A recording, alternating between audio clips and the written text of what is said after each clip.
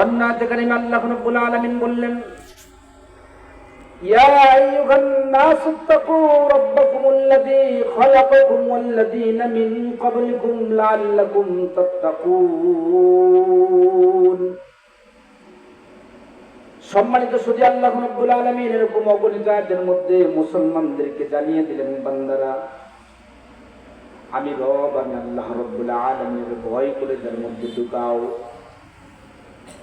আল্লাহর ভয় যদি কলিজার মধ্যে ঢুকানো যায়, ওই মানুষটা দুনিয়ার মধ্যে সবচেয়ে দামি মানুষে রূপান্তরিত হয়।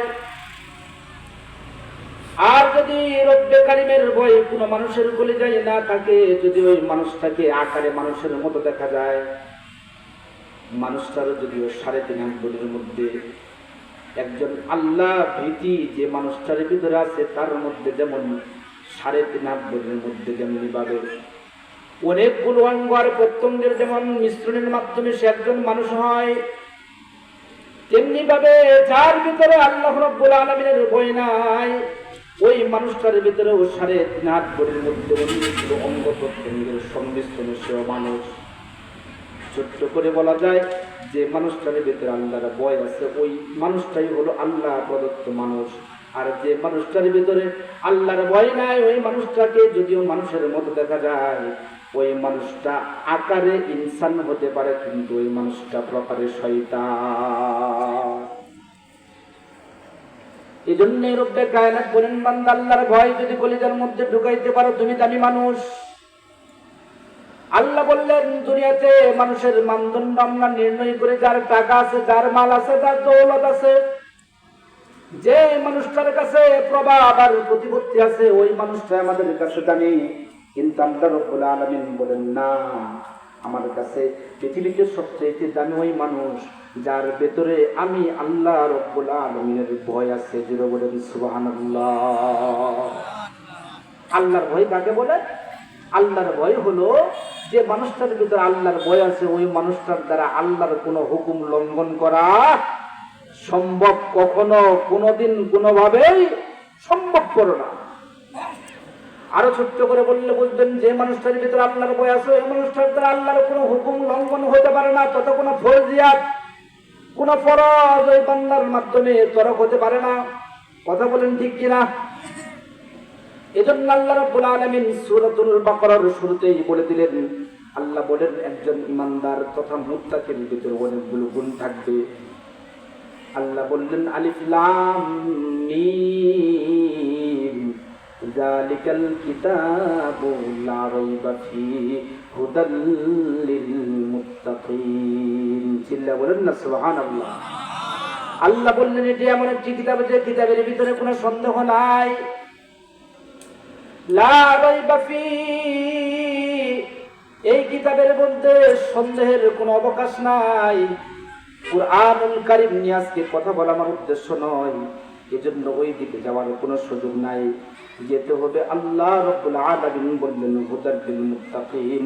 এই কিতাব এমন একটি কিতাব, এমন একটি আলোকবর্তিকা, যে আলোকবর্তিকা তামাম দুনিয়ার সমস্ত অন্ধকারকে এই কিতাব দূরীভূত করে দিয়েছে। সুবহানাল্লাহ বলেন। এজন্য এই কিতাব খুব দামি কিতাব। এই কিতাবের মধ্যে কোনো সন্দেহ নাই। মালিক বললেন, হুদাল লিল মুত্তাকিন।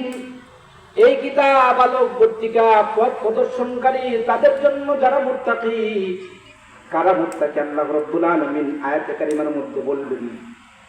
সম্মানিত সুধী, আল্লাহ বললেন, হুদাল লিল মুত্তাকিন, মুত্তাকিদের জন্য হেদায়েত দান করে এই কিতাব পথ দেখায়। এখন মুত্তাকি কারা? আল্লাহ বললেন, মুত্তাকি কারা? দেখো, এই গুণগুলো যদি কারো ভিতরে থাকে তাহলে সে মুত্তাকি। আল্লাহ বললেন, হুদাল লিল মুত্তাকিন আল্লাযীনা ইউমিনুনা বিল গায়ব।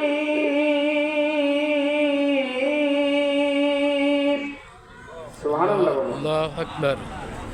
এক নাম্বার মুত্তাকির গুণ হলো যে অদৃশ্য গায়েবের উপরে যে বান্দা বিশ্বাস স্থাপন করে, সে হলো মুত্তাকি।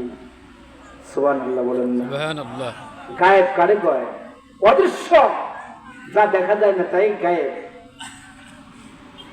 এই গায়েবের উপরে বিশ্বাস স্থাপন করেছে, সে হলো মুত্তাকি।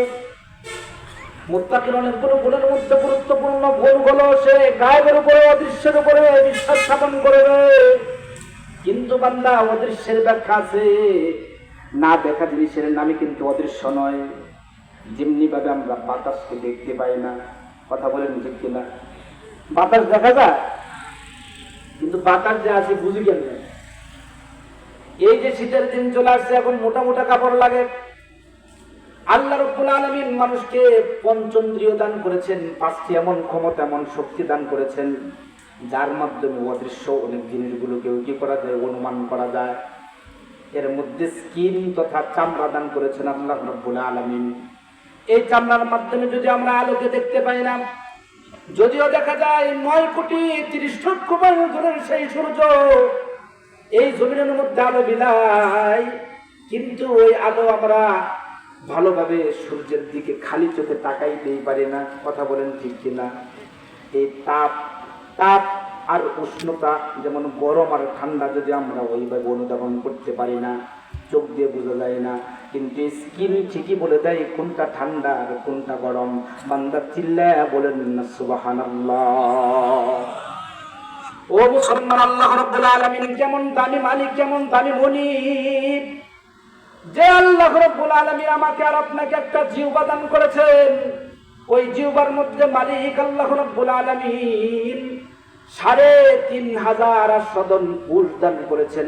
ইমানদার চিল্লায়া বলেন না সুবহান।